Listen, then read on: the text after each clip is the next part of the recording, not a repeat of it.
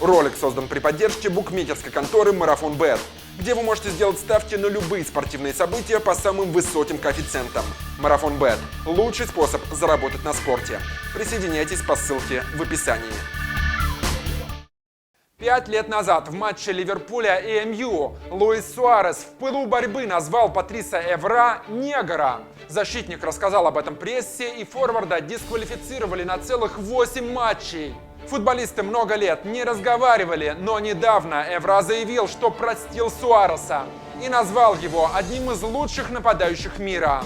Кажется, вражда закончена, но это довольно редкий случай примирения после такого громкого скандала. Недавно вспоминали игроков-друзей. Сейчас по вашим просьбам вспомним тех, кто друг друга ненавидит. Это топ-10 футболистов-врагов. Большая часть этих историй никогда не освещалась в российской прессе, так что будет интересно. 10-я строчка. Диего Коста против Лорана Косельны. Вообще, бразильского испанца ненавидит половина игроков из АПЛ. Но именно с Косельны у него особая вражда. Форвард в матчах с Арсеналом всегда провоцировал защитника, то симулируя, то толкая или попросту нанося удары по лицу, на что француз ужасно злился. Цель Косты не играть, а сводить защитников с ума. Из-за грязных приемчиков Диего Арсенал лишился нескольких важных очков, после чего Косельны решил отомстить, то есть действовать против испанца в его же манере. В итоге в поединке этого года Лоран без остановки бил форварда по ногам и вообще не реагировал на его претензии, а тот нервничал и попросту терял концентрацию. В результате чего уже Челси потерял очки. После чего Диего Коста заявил, что в ответном поединке Косельны будет гораздо сложнее. Ждем.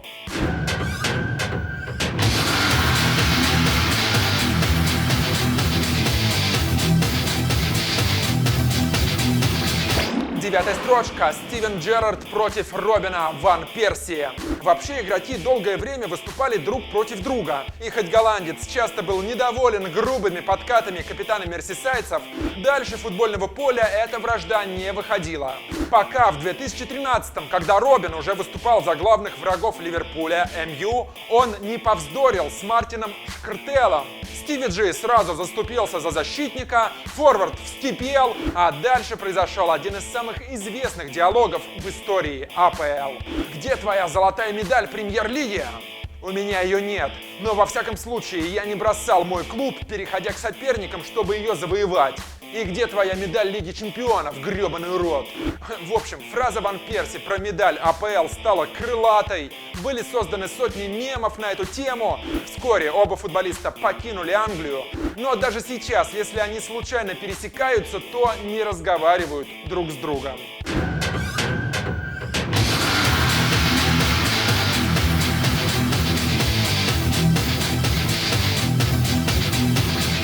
Восьмые. Брандао и Тьяго Мотта. Если кто-то не заметил, бывший игрок донецкого «Шахтера» – один из самых безбашенных футболистов мира. Свой вояж в украинской премьер-лиге бразилец закончил эффектным матчем против ФК Харьков, в котором сначала ударил вратаря харьковчан ногой по голове и руке и сломал тому кисть, а затем в этом же матче Брандао сломал нос защитнику Харькова Ивану Казорину и был удален, после чего футболиста продали во Францию, где он также отличился. В матче Бастия-ПСЖ клуб Брандао проиграл парижанам 0-2, и бразилец был крайне зол на то, что Тьяго Мотта весь матч делал из него клоуна, поэтому после игры попросту сломал ему нос.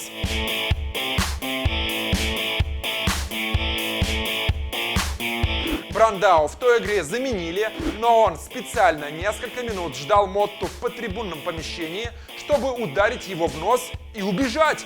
Как какой-то школьник в 34 года. Вот объясните, что в голове у человека? Марио Балотелли? В итоге футболиста дисквалифицировали на полгода, хотя в ПСЖ просили, чтобы отстранение от футбола было пожизненным.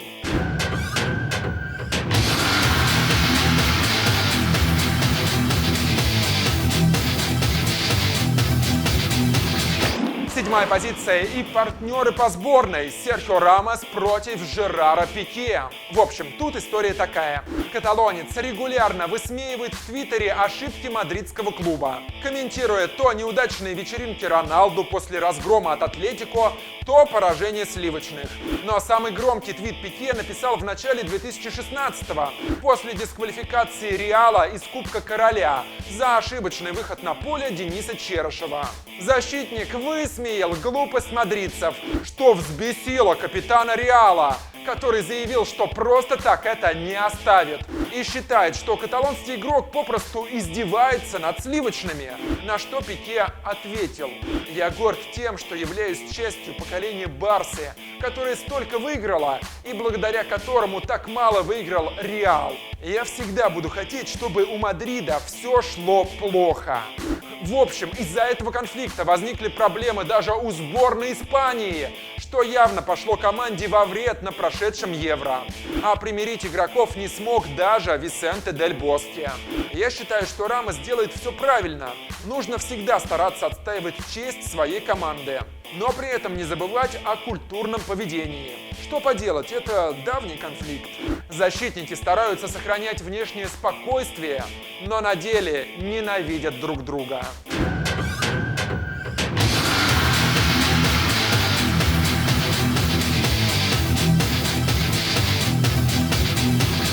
Шестое место, и тут две пары соотечественников.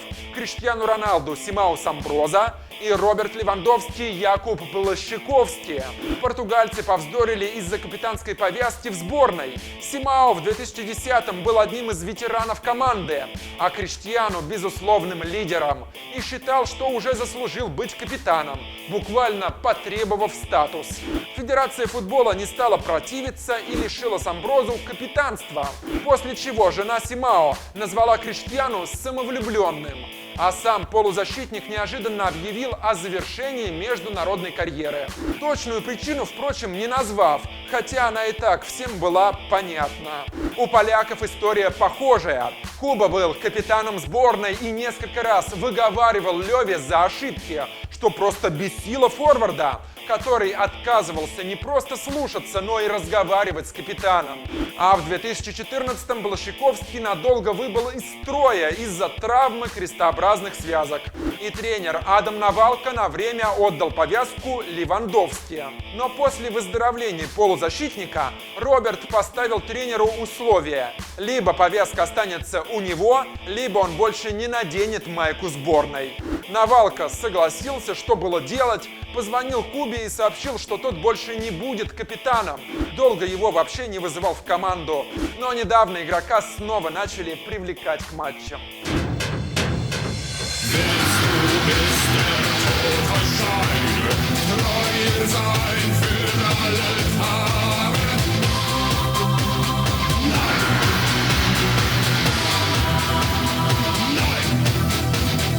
Пятый. Джои Бартон versus все. Да, именно так. У английского опорника конфликты возникали в каждой из команд, за которые он играл. Иногда с одноклубниками, иногда с соперниками, иногда просто ни с того ни с сего с каким-нибудь Неймаром из Бразилии, которого Бартон называл в Твиттере «кошачьей мочой». Джои грязно играл против Анри, после стычки называя его футболистом уровня любительской лиги, обзывал Тиаго Силву девочкой, но самый громкий скандал с участием Бартона произошел во время его выступлений за Манчестер Сити, где он серьезно избил во время тренировки партнера по команде Усмана Дабо. Да так, что тому пришлось вызывать врачей. Сам Бартон прокомментировал драку так: «Усман крупнее меня, но все случилось как случилось. Удар, удар, удар, и все закончилось. Там, откуда я родом, нет никаких правил. Драка идет до самого конца». Суд приговорил футболиста к 4 месяцам заключения условно и 200 часам общественных работ. А Ман-Сити сразу продал игрока в Ньюкасл.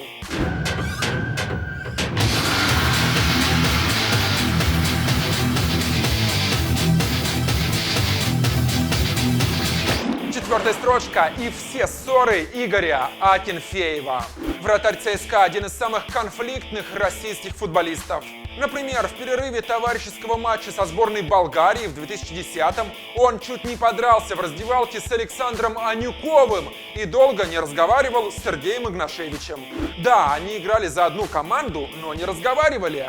Это случилось после темной истории на сборах ЦСКА, из-за которой у Сергея забрали капитанскую повязку и отдали ее Игорю.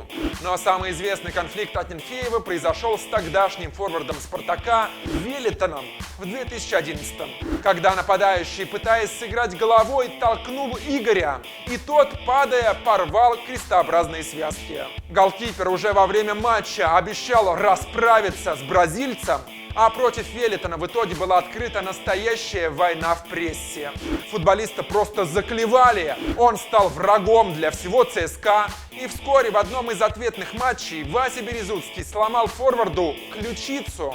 Кто-то говорит, что случайно, но слишком уж много совпадений. В общем, Велитон после травмы и общественной обструкции так и не смог прийти в себя и вскоре покинул «Спартак».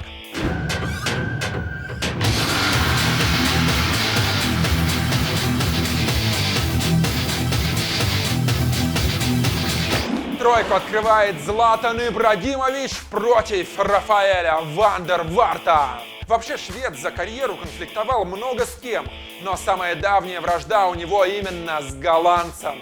В начале нулевых футболисты вместе выступали за Аякс и уже тогда недолюбливали друг друга. Рафаэль считал Златана наглым и самодовольным. А в матче между сборными Голландии и Швеции Ибра и вовсе нанес ван дер Варту серьезную травму. Поговаривают, специально. Голландец не стал молчать и заявил в прессе, что Златан давно мечтал его травмировать. В итоге Ибра взбесился и пообещал при следующей встрече сломать ван дер Варту обе ноги. Руководству Аякса стало ясно, игроки в одной команде не уживутся. И Ибра за приличные деньги отправился в Ювентус. А Рафа на 1 год стал лидером амстердамцев. И он до сих пор любит развлекаться, пытаясь попасть стрелой или шаром для гольфа в портрет бывшего партнера по команде.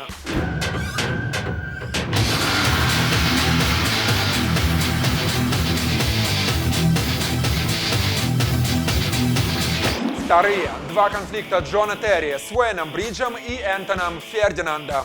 В 2009-м тогда уже женатый защитник завел себе любовницу, подругу партнера по Челси Уэйна Бриджа. И когда стало известно об их длительной сексуальной связи, Уэйн бросил девушку и объявил, что уходит из сборной Англии, так как за нее играет Терри. А в дальнейшем, встречаясь с Джоном на поле, не пожимал ему руку. Самого Терри тогда лишили капитанства в национальной команде вплоть до марта 2011 года, когда Фабио Капелло принял решение вернуть повязку Джону. Но ненадолго. В октябре того же года футболист после стычки оскорбил Энтона Фердинанда на российской почве. Джона дисквалифицировали на 4 месяца и снова лишили капитанства в сборной.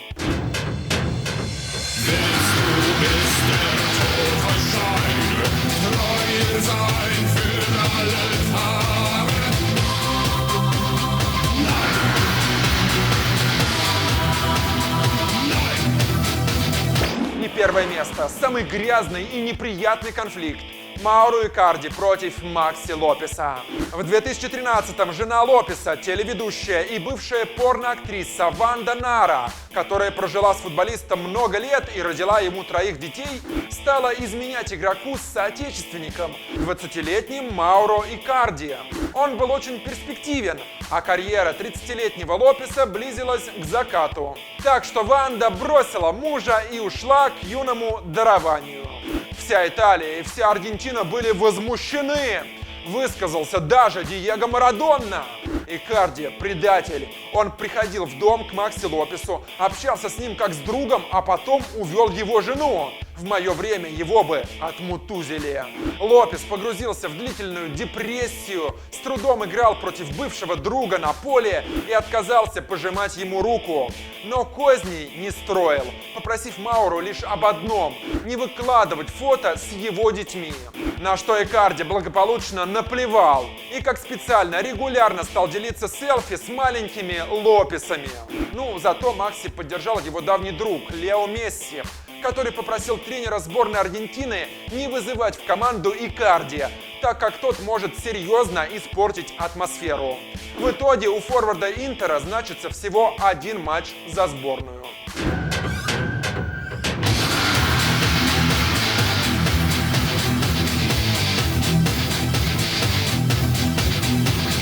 И бонус! В рейтинге только действующие игроки, хотя бы один из пары.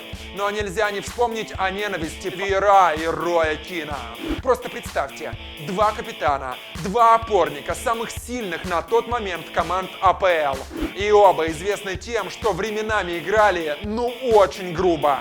Прикиньте, как они зарубались, когда встречались на поле. Их противостояние начиналось еще в тоннеле перед матчем и сопровождалось настоящими бойцовскими приемами. А недавно в Англии даже сняли документальный фильм о соперничестве игроков под названием «Лучшие из врагов», где экс-футболисты впервые сели за один стол и мило вспомнили, как в течение долгих лет пытались оторвать друг другу ноги.